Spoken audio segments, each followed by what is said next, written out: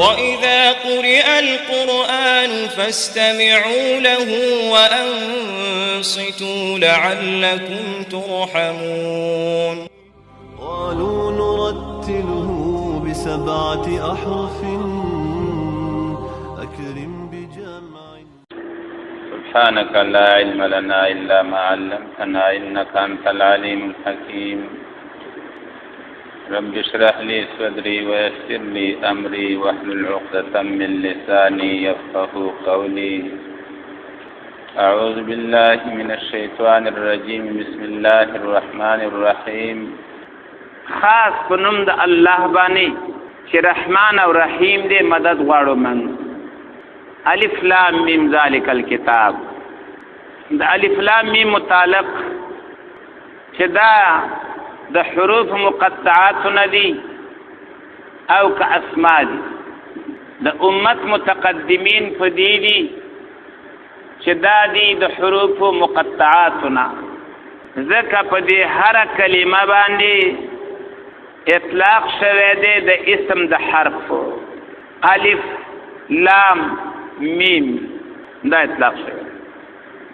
نو هغه ورته وایي حروف مقطعات او مقطعات ورته دی وجنوي چې هر یو د بل نه جدا لسل کی، هر یو د بل نه جدا لسل کی. اوس علم کوم درې حرف دي هغه موږ جدا نه لولو. علم تر کیف فعل ربک باصحاب الفیل. کال فعل شروع شي چې الف لام او میم صاحب لاس نه نیولې شاته کړي به ته قابل امامت نه او کدا ورته وای الف لام میم ټول ته خوشاله. نو دې ته ویل کېږي حروف مقطعات. متقدمین په اصطلاح باندې د متأخرین په اصطلاح باندې دا اسماء دي. ځکه الف اسم دی د دې، لام اسم دی د دې، میم دا اسم دی د دې. نو دا اسماء دي. متأخرین په اصطلاح دا اسماء دي. دا ټول ټال د یو کم دیر سورتونو په اول کې راغلي. یو کم دیر سورتونو ټول چې راجمع کوي 8 حروف جوړیږي. 8 د یو کم دیر سورتونو ټول چې راجمع کو نو جوړیږي تنا 8 حروف چې زوائد تنا تکرار تنا لري کو بیا پاتې کېږي 14. چې هغه مفسرین راجمع کړي په نص حکیم قاطع له سر. نص حکیم قاطع له سر دا 14 حروف. ترتیب قرآن کریم کی په څو طریقو دی. کله دا یو وی په بعض سورتونو کې صاد والقرآن ذی الذکر هلته یو حرف دی. بعد قاف یو حرف. نون والقلم وما یسطرون یو حرف. مرکب د حرفینو نه طا سین حا میم هلته 2 حرف دي. مرکب د دریو نه الف لام میم الف لام را دا مرکب د دریو حروف. الف لام میم صاد دا د څلورو نه. الف لام میم را دا د څلورو نه. پنځم د 5 حروف نه مرکب لکه کاف ها یا عین صاد سودی 5. دارنګ ها میم عین سین قاف حالتم 5 دي. لیکن د دې حروف مقطعات یا اسماء په باره کې باید صدري خبرې موږ په نظر کې ونیسو. لومبنۍ خبره هغه ده چې کوم حافظ ابن کثیر کړی ده چې د دې حروف راوړل او د دې کلمات راوړل په اول د سورو کې دا عبث نه دی، بلا فایدې نه دی. او هغه وایي که د چا دا عقیده وي چې قرآن کریم کې څه کلمات داسې دي چې د هغې نه مقصود تنها تعبد دی، وایي دا سړی په ډېر لویه غلطۍ کې پروت دی. څه کې پروت دی؟ ډېره غټه خطایي کې پروت دی. د دې راوړل عبث نه دي. چې څوک په دې عقیده باندې وي چې قرآن کریم کې څه کلمات داسې شته چې د هغې نه مقصود صرف سره تعبد دی، نو حافظ ابن کثیر وایي دا سړی خطا شوی دی. دویمه خبره امام سیوطي کوي. امام سیوطي وایي د کوم سورتونو په اول کې چې دا کلمات راغلي دي د هغې دغه سورتونو سره او دغه سورت مضامینو سره مناسبت دی چې دا مناسبت د نورو سورتونو سره نشته. مثلا الف لام میم دی دا بقره کې راغلی دی، عمران کې راغلی دی، خو د دې د سورت بقره او د عمران سره یو خاص مناسبت موجود دی چې هغه د سورت نساء او د مائده سره نشته. دا به سړی عقیده ساتي که کوم ځای کې د معصوم نه پکې څه نقل شوي وي خو په هغې به خوله خوځوو او که څه پې نقل نه نو څه به کوو توقف به کوو. درېیمه خبره هغه دا چې د کلام په ابتدا کې د حروف مقطعاتو یا د دې اسماو راوړل دا په کلام د عربو کې او دارنګې د اهل کتابو په نسبت باندې دا معروف و. دلیل یې دا دی که دا معروف نه وی نو دغه خلکو صرف موقفه کوله د اعتراض کولو په پیغمبر باندې. که دا چرته معروف نه وی نو ضرور هغوی به په پیغمبر باندې اعتراض کړی چې تا چې کوم کتاب را تا ته راسل شوی دی دا فصیح نه دی، دا بلیغ نه دی، ځکه د دې په اولو کې دغسې راغلي الف لام میم طا سین دا پکې راغلي دي. سره د هغې نه چې هغوی د اعتراض موقع کتله او تر اوسه پورې د هیڅ یو مخالف نه په دې خبره اعتراض نه دی شوی. معلومه دا شوله چې د کلام فصیح په اول کې د کلام بلیغ په اول کې دغسې حروف او کلمات ذکر کول دا معروف و د عربو په نسبت باندې هم د اهل کتابو په نسبت باندې هم. پنځمه خبره هغه دا چې دا کلمات دا مرکب سره د تقطیع نه لیکل شوی خو مرکب دی، تاسو ته ګورئ خو تلفظ پې کېږي په جدا جدا، نو دا مرکب سره د تقطیع نه د لغت په لحاظ باندې د هیڅ معنا دپاره وضع نه دی.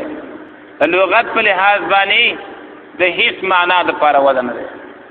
البته په عرف کې خلکو معنی کړي دي انشاءالله هغه به زه بیان کوم، خو د لغت په لحاظ باندې دا مرکب سره تقطیع نه د هیڅ معنا دپاره وضع نه دی. او چې کله جدا واخلو بیا دا اسما دي د خپلو مسمیاتو دپاره، لکه الف د دې نوم دی دا یې مسما ده او الف یې نوم دی. چې کله ځان له اخلو بیا دا اسما دي د خپلو مسمیاتو دپاره. آخري خبره هغه دا چې دا مرکبات په دې حالت کې دا د متشابهاتو نه دي او که نه دي. خلفای اربعه ابو بکر صدیق رضی اللہ عنہ، عمر فاروق رضی اللہ عنہ، عثمان غنی رضی اللہ عنہ، علی المرتضی رضی اللہ عنہ په شمول د عبدالله بن مسعود رضی اللہ عنہ باندې د دې پنځو واړو رای دا ده چې دا دي د متشابهاتو نه، ځکه هغوی وایي د دې هېڅ قسم معنا موږ ته معلومه نه ده، لہذا دا د متشابهاتو نه دي. بیا د دې او د صفاتو د الله غم نه متشابهاتو نه دا نه متشابهاتو نه، خو دې دواړو کې فرق دی.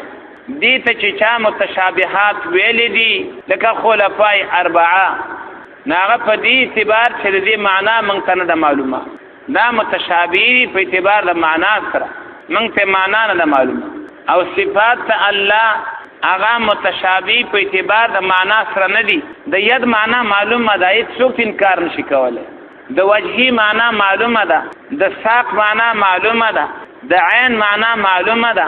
هغې کې په اعتبار د معنا لغوي سره په اعتبار د معنا موزونلو سره اشتباه نشته، د متشابهاتو نه نه دی. هغې ته چې خلکو متشابه ویلی دي نو په اعتبار د کیفیت سره، نو دا کلمات او صفات ته الله دواړه متشابهات نه شو، خو دواړه تشابه کې فرق دی. دا متشابه دی د دوی په نسبت په اعتبار د معنا، او صفات ته الله هغه متشابه په اعتبار د معنا سره نه دي بلکې هغه په اعتبار د کیفیت سره دي. د هغې معانی لغوي بالکل معلوم دي، خو دا چې کیفیت یې څه دی نو په کیفیت باندې هغه د متشابهاتو نه دی، په هغې باندې نه تبصرې کولی شو او نه پکې معلومات لرو او نه پکې مهارت لرو.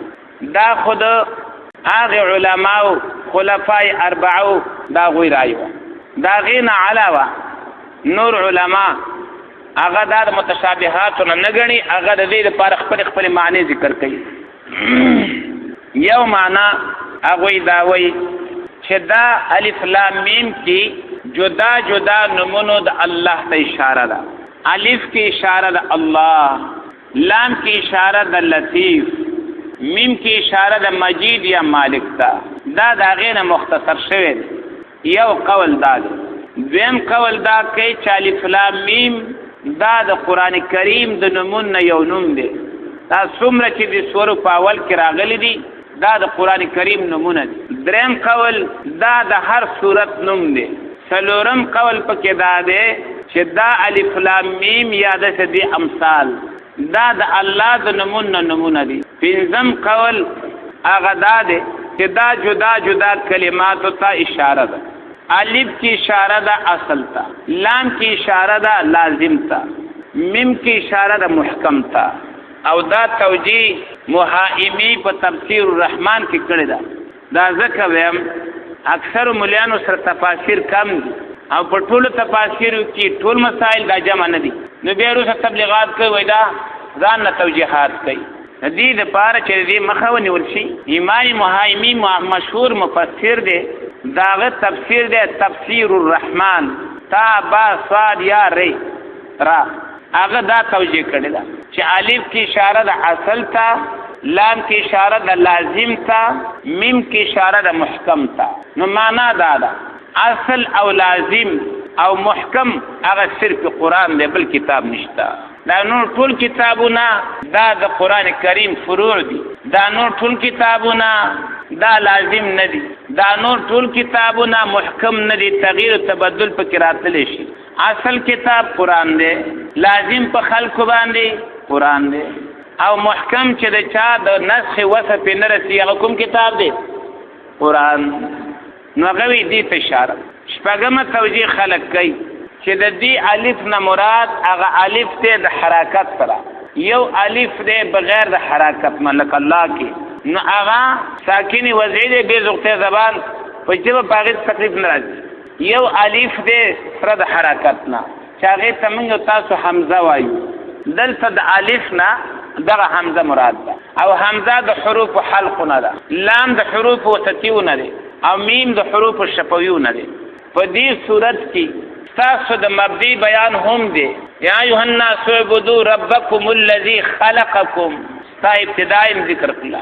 او میم د شفویونه دی، معنا دا د آخر المخارج نه دی. نو په دې صورت کې ستا اخرم ذکر کوي ثم یمیتکم، دی به دې وجن د دې پیدا کولو او د دې مرګ ترمنځ دا درمیانه ټیم دی. نو په هغې کې هغه احکام دي چې د دې ژوند سره تعلق لري. نو حمزه کی اشاره شوله مبدی ته، میم کی اشاره شوله انتها ته، لام کی اشاره شوله د درمیان ته. نو په دې صورت کې ستا ابتدا هم شته، ستا د ژوند احکام هم شته، او ستا منتها پکې هم شته. ومه توجیه خلک کوي هغه دا چې دا خو ذکر د درې حرفونو دی، خو مراد پې نه ټول حرفونه د قرآن. نو بیا مقصود په هغې کې ثابتول دي د کېدو د قرآن معجز. الله کافرو ته چیلنج ورکوي، الله مخلوق ته چیلنج ورکوي چې ګورئ دا کتاب هم د هغې حروف نه جوړ دی چې کوم حروف تاسو استعمالوئ. اوس دا د الله کتاب نه یې ستاسو په نظر کې، او دا د بنده جوړ شوی کتاب خو بیا تکړه شئ که نه، هم د دغې حروف نه جوړ دی او دغه حروف تاسو خپل استعمالوئ. بیا د دې په شان یو صورت خو راوړئ که چې نه شي راوړلی، په دې باندې پوه شي چې دا د بنده جوړ شوی کتاب نه دی، دا د الله را لېږل شوی کتاب دی. اتمه توجیه هغه دا کوي چې دا حروف څومره چې دي دا د پاره د قسم دي. الله په دې حروف قسم کوي په رښتینولۍ د راتلونکي مضمون باندې، خو دا توجیه انتهایی بعیده ده، ذهن یې زر نه اخلي. په دې وجه باندې مشهور توجیه پکې دغه ودي، او دا د الف لام میم سره تعلق لري. اوس اخوازو والله یعدکم مغفرة، الله د سره وعده د چا کوي؟ د بخشش کوي.